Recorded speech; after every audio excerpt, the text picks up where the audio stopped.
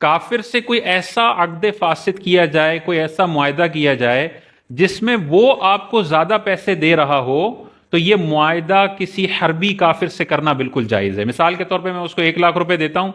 اور معاہدہ یہ ہے کہ وہ 1,10,000 روپے واپس کرے گا، تو یہاں پہ وہ کافر اپنی مرضی سے اپنا 10,000 روپے مجھے دے رہا ہے، میرے حوالے کر رہا ہے، اور اس میں مسلمان کا زیادہ فائدہ ہے، تو یہ سود نہیں ہے، اور یہ بغیر سود کی نیت سے اس کا مال لیا جا سکتا ہے، کیونکہ کافر اپنی مرضی سے مال دے رہا ہے اور اس میں مسلمان کا فائدہ ہے، تو یہ معاہدہ کیا جا سکتا ہے۔ اور اس میں ایک حدیث پاک بھی ہے، حضور علیہ الصلوۃ والسلام نے ارشاد فرمایا، کافر حربی اور مسلمان کے درمیان کوئی ربا نہیں ہے۔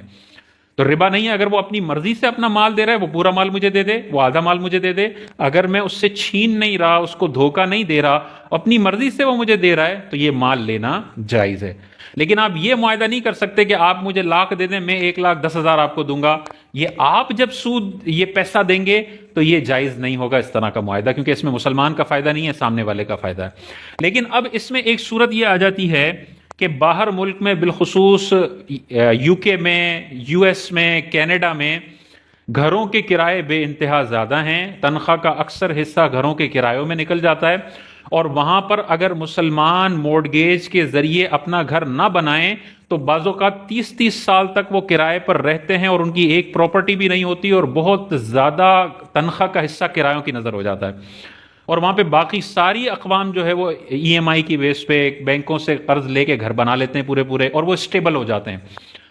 تو علماء نے ایسی حرج شدید والی صورت میں کہ جس میں بہت زیادہ دشواری ہو رہی ہے، ایسی صورت میں مسلمانوں کو کافر بینک سے مورگیج پر گھر لینے کی اجازت دی ہے۔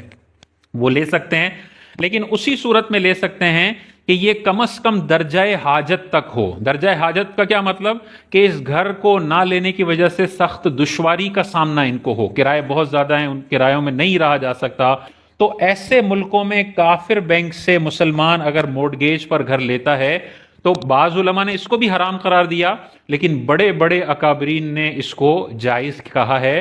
تو جو باہر کے ممالک میں ہیں وہ اپنا ایک گھر، رہائشی گھر اگر اس طرح سے لینا چاہتے ہیں اور ان کے پاس اپنے وسائل نہیں ہیں تو لے سکتے ہیں، لیکن لگژری کے طور پر یہ نہیں لیا جا سکتا۔ کوئی یہ کہے کہ میں ایک گھر رہائش کے لیے لیتا ہوں، دوسرا گھر انویسٹمنٹ کے لیے لیتا ہوں، تیسرا گھر رینٹ پہ چڑھانے کے لیے لیتا ہوں، نہیں۔ اب جب آپ اضافی کریں گے تو وہ آپ درجہ حاجت سے باہر نکل گئے، اب مورگیج کے طور پر لیا تو وہ حرام اور ناجائز ہوگا۔ اسی طرح مسجد کا معاملہ ہے،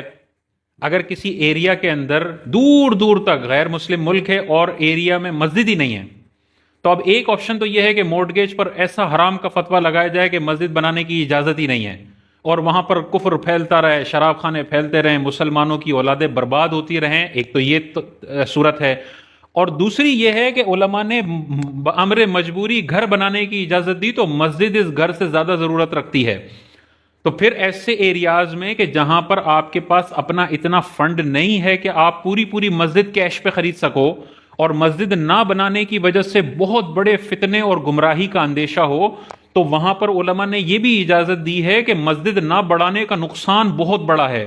اور مسجد بنا کے لوگوں تک عقائد پہنچانے کا فائدہ بڑا شاندار ہے، اور مورگیج پر گھر بنانے کی علماء نے ویسے ہی اجازت دی ہوئی ہے، تو اس اجازت کا فائدہ اٹھاتے ہوئے یہاں مسجد بنا لو تاکہ لوگوں کے عقائد کی حفاظت ہو جائے۔ تو یہ کوئی بھی سینسیبل آدمی ہوگا، اسے کہا جائے کہ بھئی یہاں پہ مسجد اگر نہ ہو تو بہت بڑے پیمانے پر گمراہی پھیلے گی، اور اگر مورگیج پر مسجد بنا لی جائے تو بہت حد تک ان کے عقائد کی حفاظت کا سامان کیا جا سکتا ہے۔ کیا آپ کا کہنا ہے؟ تو ہر سینسیبل عالم بھی یہ کہے گا کہ اگر مورگیج کی اجازت علماء نے دی ہے کچھ مواقع پر، تو اسی اجازت سے فائدہ اٹھا کے مسجد کی کنسٹرکشن بھی کرنی چاہیے، کیونکہ اس کو بنانے میں فائدہ بہت بڑا ہے اور نہ بنانے میں نقصان بہت بڑا ہے۔